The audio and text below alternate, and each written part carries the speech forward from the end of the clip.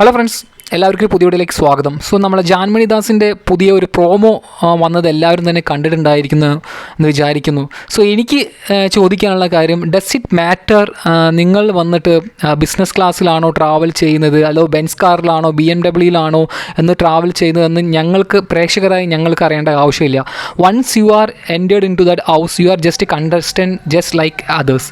നിങ്ങൾ ആ ഒരു ഷോയിലേക്ക് എൻ്റർ ആയി കഴിഞ്ഞാൽ ഇറ്റ് ഡസൻറ്റ് മാറ്റർ നിങ്ങൾ വന്നിട്ട് ഒരു ഹൈ ക്ലാസ് ആണോ അതോ മിഡിൽ ക്ലാസ് ആണോ, അല്ലെങ്കിൽ നിങ്ങൾ വന്നിട്ട് എന്താ ബിസിനസ് ക്ലാസ്സിലാണോ ട്രാവൽ ചെയ്യുന്നത്, അല്ലെങ്കിൽ നിങ്ങൾ പ്രീമിയം കാസിലാണോ ട്രാവൽ ചെയ്യുന്നത്, നിങ്ങൾക്ക് ഇത്ര കാശുണ്ട്, ഒന്നും പ്രേക്ഷകരായി ഞങ്ങൾക്ക് മാറ്റർ അല്ല. നിങ്ങളുടെ സ്വഭാവം, നിങ്ങൾ എങ്ങനെയാണ് ഗെയിം കളിക്കുന്നത്, അത് വെച്ചിട്ടാണ് നിങ്ങളുടെ ഗെയിമും ഒക്കെ തന്നെ വിലയിരുത്തുന്നത്. അല്ലാതെ നിങ്ങൾ പ്രീമിയം എന്താ പറയുക ബിസിനസ് ക്ലാസ്സിലാണ് ട്രാവൽ ചെയ്യുന്നത്, നിങ്ങൾക്ക് ഇങ്ങനെ സ്റ്റാൻഡേർഡുള്ള വ്യക്തിയാണ്, അത്തരം കാര്യങ്ങളൊന്നും യാതൊരു വിലയും ബിഗ് ബോസ് എന്നൊരു ഷോയിൽ പ്രാധാന്യമില്ല എന്നാണ് ഞാൻ പേഴ്സണലി വിചാരിക്കുന്നത്. കാരണം ജാൻമണി ദേഷ്യപ്പെടുന്ന സമയത്ത് അവരുടെ കൺട്രോൾ വിട്ടിട്ടാണ് സംസാരിക്കുന്നത്.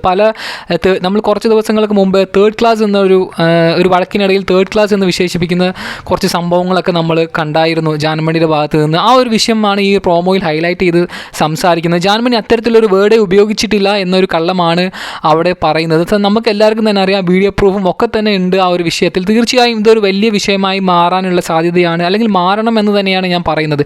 വീക്കെൻഡ് എപ്പിസോഡിൽ തീർച്ചയായും ജാൻമണിയെക്കുറിച്ച് മാത്രം സംസാരിക്കാൻ ഒരു ദിവസം വേണ്ടി വരുമെന്നാണ് എനിക്ക് പേഴ്സണലി തോന്നുന്നത്. അത്രമാത്രം അവരുടെ ഭാഗത്തു നിന്ന് ഒരുപാട് മിസ്റ്റേക്കുകളല്ല, അവരുടെ വായിൽ നിന്ന് ഒരുപാട് കാര്യങ്ങളാണ് അത്തരത്തിലുള്ള സംഭവങ്ങൾ ഈ ഒരു ആഴ്ചയിൽ മാത്രം തന്നെ സംഭവിച്ചിട്ടുള്ളത്. തീർച്ചയായും സ്ട്രിക്റ്റ് ആയിട്ടുള്ള ഇത്തരം മറ്റു മത്സരാർത്ഥികളെ വളരെ വില കുറഞ്ഞ് കാണുന്ന ഈ ഒരു ആറ്റിറ്റ്യൂഡ് വെച്ച് ഒരിക്കലും ആ ഒരു ഷോയിൽ കണ്ടിന്യൂ ചെയ്യാൻ പറ്റുമെന്ന് എനിക്ക് തോന്നുന്നില്ല. ഇങ്ങനെ ഒരു ആറ്റിറ്റ്യൂഡ് വെച്ചിട്ട് എങ്ങനെയാണ് ആ ഒരു ഷോയുടെ ഫൈനലിസ്റ്റായി എത്തുന്ന ഒരു കോൺഫിഡൻസ് ഈ ഒരു ഷോയിലേക്ക് വന്നതെന്നും എനിക്ക് മനസ്സിലാവുന്നില്ല.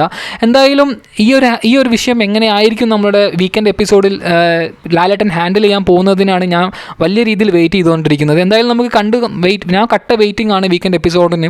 കാരണം ഒരുപാട് വിഷയങ്ങളാണ് ഈ ഒരു ആഴ്ചയിൽ ലാലേട്ടന് അഡ്രസ്സ് ചെയ്യേണ്ടതായിട്ടാണ് എനിക്ക് പേഴ്സണലി തോന്നുന്നത്. എന്തായാലും കഴിഞ്ഞ ആഴ്ച സാറ്റർഡേ ആണ് പൊളി എപ്പിസോഡെങ്കിൽ ഇപ്രാവശ്യം സാറ്റർഡേയും സൺഡേയും ഒരു ഉഗ്രൻ എപ്പിസോഡായി മാറാനുള്ള സാധ്യതയാണ് മുമ്പോട്ട് കാണുന്നത്. എന്തായാലും ഒരു ചെറിയ വീഡിയോ ആണ്. നിങ്ങൾക്ക് ജാൻമണിയുടെ ഈ ആറ്റിറ്റ്യൂഡിനെ കുറിച്ച് എന്താണ് പറയാൻ തോന്നുന്നത് എന്തായാലും കമൻറ്റ് ബോക്സിൽ പറയണം. ഒരു ചെറിയ വീഡിയോ ആണ്. ഇഷ്ടപ്പെടുന്നുണ്ടെങ്കിൽ എല്ലാവരും ചാനൽ സബ്സ്ക്രൈബ് ചെയ്ത് സപ്പോർട്ട് ചെയ്യണം. Thank you.